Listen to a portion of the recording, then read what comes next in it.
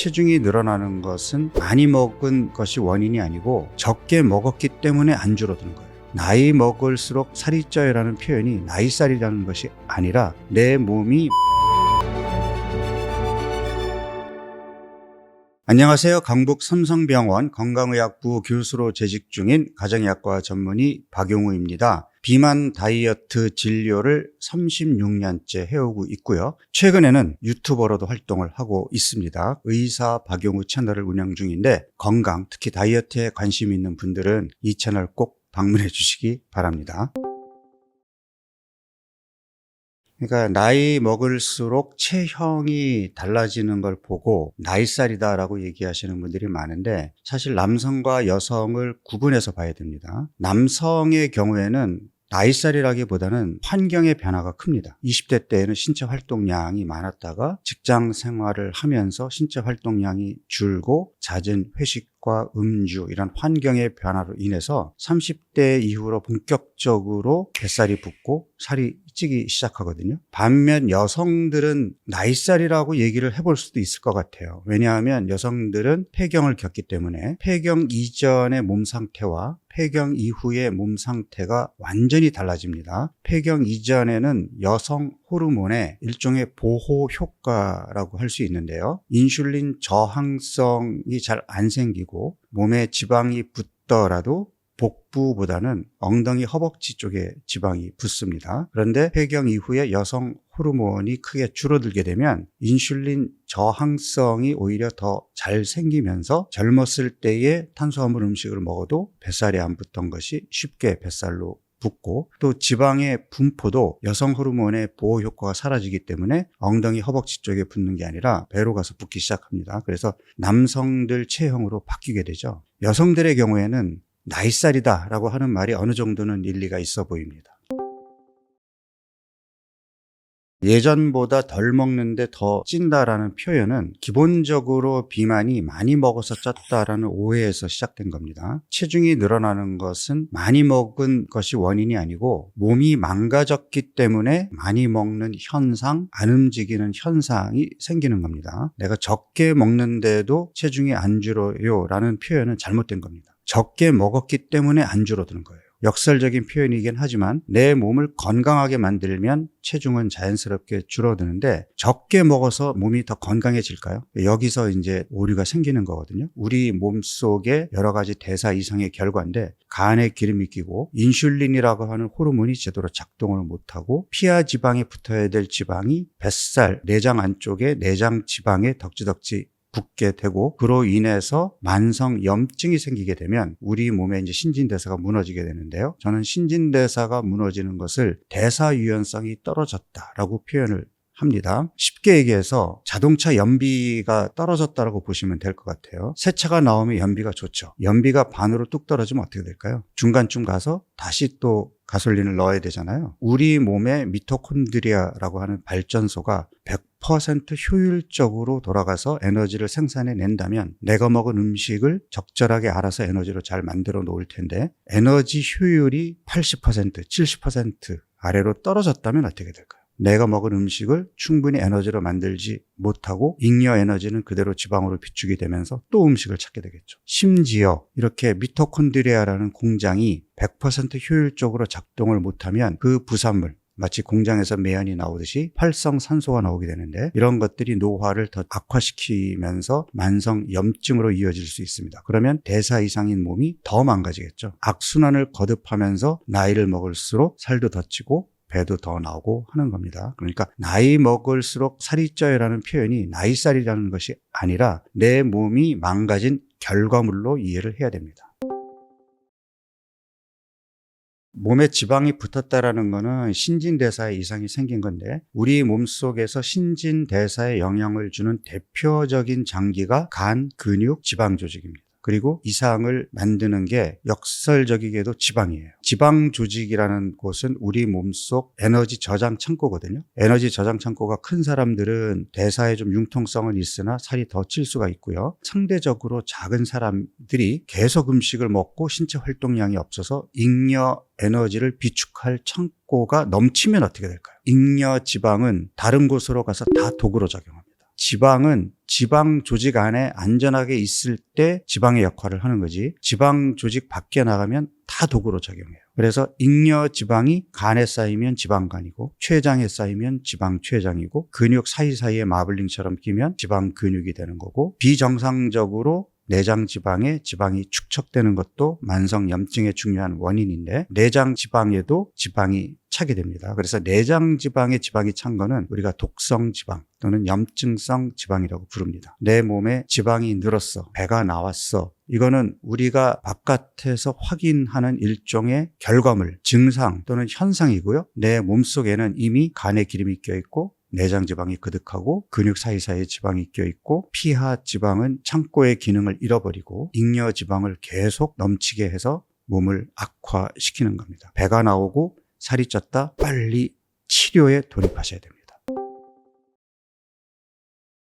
체중을 기준으로 하는 것은 잘못됐습니다. 예를 들어서 25살 때의 65kg과 70세일 때의 65kg은 똑같을까요? 체중계 눈금이 의미하는 것은 우리 몸속에서 체중을 변하게 만드는 요인들, 수분, 근육, 지방, 이런 것들을 체중계 눈금은 분별해 주지 못합니다. 그렇기 때문에 내가 살을 빼야 되겠어라고 마음먹고 적게 먹거나, 또는 요즘 유행하는 주사를 맞거나 해서 체중계 눈금을 줄였을 때 줄어든 체중이 수분과 근육이라면 건강한 몸으로 바뀐 걸까요? 체형이 바뀌는 것을 체중만 보고 있다가 놓치는 겁니다. 체중을 기준으로 하시면 안 되고, 가장 이상적인 것은 병원이나 헬스클럽이나 또는 동네 보건소에 가서 측정할 수 있는 체성분 검사, 몸속의 근육량, 수분량, 체지방량을 측정해주는 검사를 통해서 내 몸에 근육이 빠지는지 또는 지방이 늘고 있는지 이런 것들을 확인하는 것이 가장 좋고요. 집에서 간단히 해볼 수 있는 것은 전신 거울을 놓고 아침에 샤워하고 나와서 보는 눈바디입니다.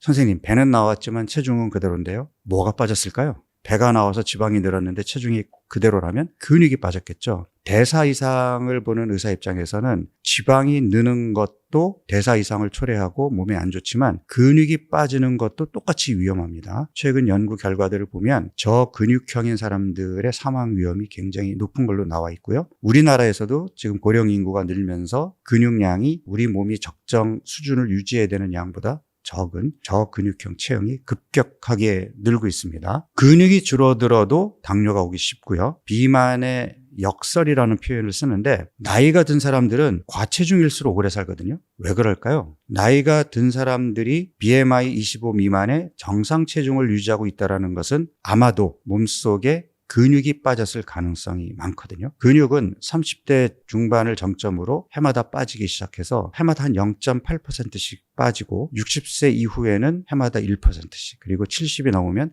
1.5에서 2%씩 빠지거든요. 이미 나이 70세가 넘었다면 젊었을 때 갖고 있는 근육의 한 반 정도를 잃었을 가능성이 있거든요. 그런데 체중이 그대로다? 그거는 상대적으로 지방이 많이 늘어있는 몸이잖아요. 반면에 체중이 그럭저럭 유지되다가 조금씩 늘었다고 한다면, 그리고 그것이 규칙적인 운동을 했던 생활 습관의 결과라면, 체중이 늘어난 것은 지방일 수 있지만 근육이 빠지지 않았다면 나이 들어서 오히려 사망률이 더 낮은 결과가 나오거든요. 특히 나이 드신 분들은 체중계 눈금에 집착하지 마시고 눈바디를 보시던가, 아니면 허리둘레를 조금 더 의미 있게 보시던가, 체성분 검사 결과를 확인하셔야 됩니다. 특히 중년 여성들은 뼈가 약해지는 것 못지않게 근육 감소가 남성보다 더 빠르게 일어나기 때문에 반드시 체성분 검사를 통해서 근육량이 줄어드는지 체크해 보셔야 됩니다.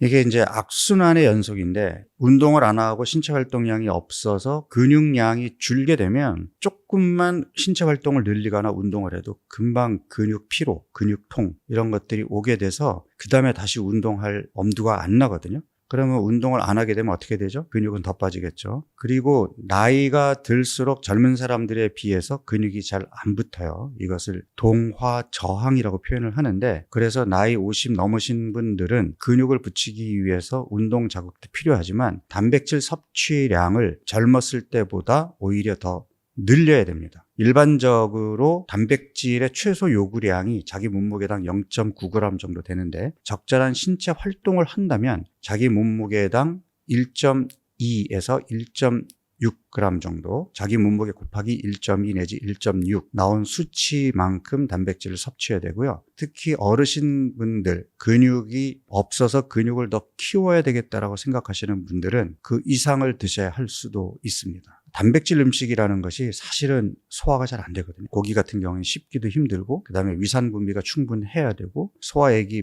분비가 충분해야 되는데, 이제 그런 것들이 나이가 들면서 저장 능력도 떨어져 있고 소화 기능도 떨어져 있다 보니까, 그러니까 오히려 단백질 음식을 더 기피하게 되거든요. 소화가 상대적으로 좀 잘 되는 닭고기라든지 아니면 손쉽게 먹을 수 있는 달걀, 그다음에 생선, 해산물 또는 두부, 이러한 단백질 음식을 매 끼니 챙겨 먹겠다라고 생각을 하셔야 되고, 음식으로 충분히 얻지 못했다면 요즘 시중에 나와 있는 단백질 보충용 제품들을 활용하시는 것도 도움이 됩니다.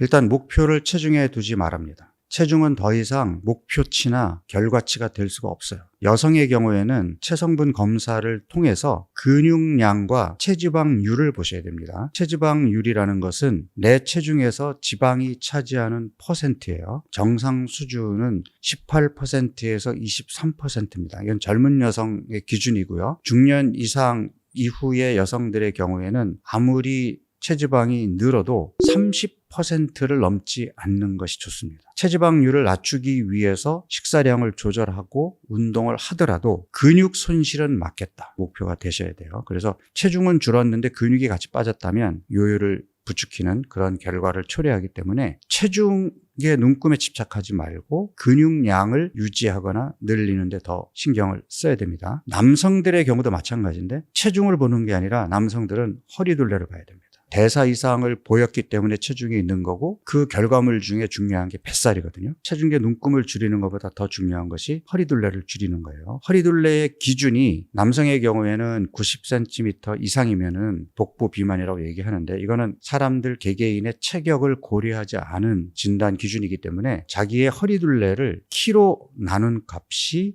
0.5 이상이면 안 된다. 0.5 미만으로 허리둘레를 줄이려고 노력해야 된다. 이것을 내 몸을 더 건강하게 만드는 그런 노력의 목표로 삼아야 됩니다.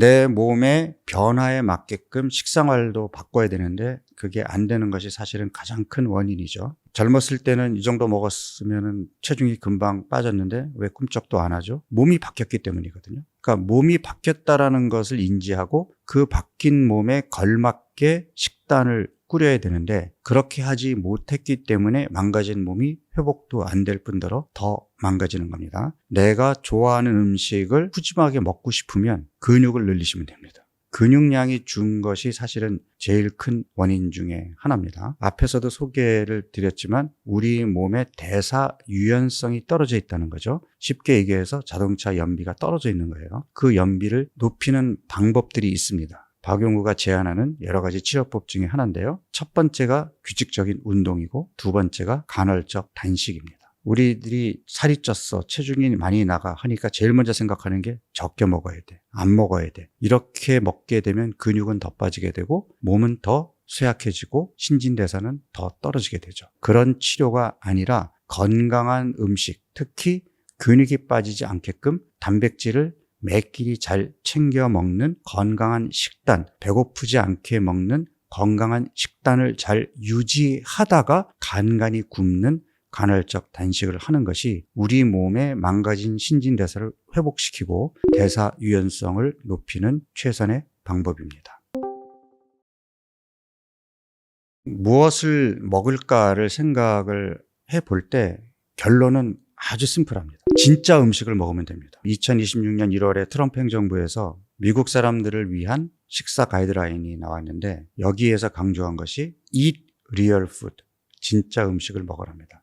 그럼 왜 진짜 음식을 먹으라는 것이 국민들에게 적극적으로 설득해야 될 정도로 급해졌느냐? 초가공식품을 너무 많이 먹고 있거든요. 지금 미국에서 의료 지출의 약 90% 가까이가 만성질환 관리하고 치료하는 데 쓰이고 있고, 미국 소아 청소년의 3분의 1이 대사증후군 또는 전당뇨 정도를 앓고 있다고 해요. 지금 비만 당뇨 인구가 계속 꾸준하게 늘고 있잖아요. 그 원인이 어디에 있을까요? 초가공식품이 우리의 식탁을 야금야금 점령해 왔기 때문에 그 몸이 망가졌다라고 생각을 하고, 우리나라도 예외가 아닙니다. 이 40세 미만의 당뇨 환자들이 최근 들어서 2배 이상 늘었고요. 특히 30세 당뇨 유병률이 4%입니다. 그러니까 30세 이상의 당뇨 유병률은 한 16% 정도 되는데, 30세면 옛날 같았으면 당뇨와 거리가 멀었거든요. 우리 고혈압, 당뇨 다 성인병이라고 얘기하잖아요. 중년 이후에 걸리는 병이었는데 지금은 20대 당뇨도 있고요. 30대에서 벌써 당뇨 유병률이 그렇게 높을 정도가 됐단 말이죠. 제가 어렸을 때만 해도 20, 30대, 심지어 40대도 당뇨 흔치 않았거든요. 왜 지금은 이렇게 당뇨 환자가 조기 발병이 되었을까요? 먹는 음식의 차이 때문입니다. 아침 거르고 점심 편의점에서 대충 때우고 저녁도 배달 음식 먹고, 식사의 큰 변화가 건강에 치명적인 결과를 가져온 겁니다. 탄수화물 얼마나 먹어야 돼요? 단백질 몇 그램 먹어야 돼요? 포화지방 먹어야 돼요? 이러한 논쟁보다는 재료 본연의 모습이 그대로 있는 그러한 리얼 푸드, 집에서 만들어 먹어라. 하루에 한 끼라도 집밥을 먹어라를 해법으로 제시하고 싶습니다. 그래서 간단합니다. 몇 칼로리 먹어야 돼요? 아니에요. 어떤 음식 먹어야 돼요? 진짜 음식을 먹으면 됩니다. 뭘 안 먹어야 돼요? 초가공식품을 피하면 됩니다.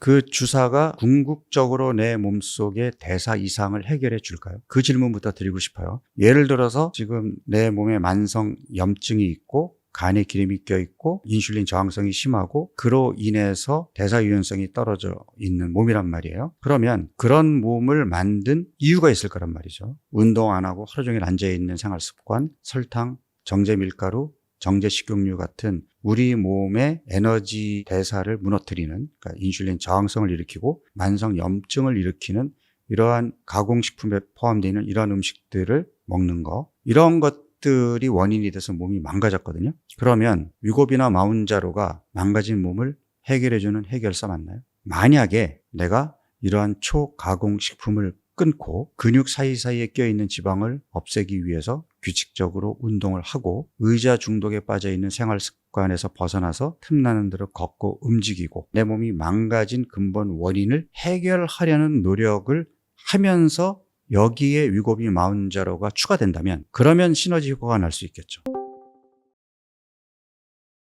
치료와 관리를 구분하라. 내 몸에 지금 현재의 대사 이상이 있는 상태라면 그때는 치료 모드로 가야 되겠죠. 그리고 일단 몸을 치료했으면 그 다음에는 관리 모드죠. 관리 모드에서는 초가공식품 어쩌다 먹을 수 있겠죠. 7시간 숙면을 못 취할 수도 있겠죠. 어쩌다 술자리 갈 수 있겠죠. 이거는 관리지만 치료하는 과정에서는 철저하게 치료에 임해야 몸이 빠르게 개선되거든요. 제가 말씀드리고 싶은 내용이 바로 이겁니다. 중년 다이어트 해답은 있습니다. 평생 할 거냐? 치료 기간과 관리 기간을 구분해서 할 거냐? 선택은 여러분의 몫입니다.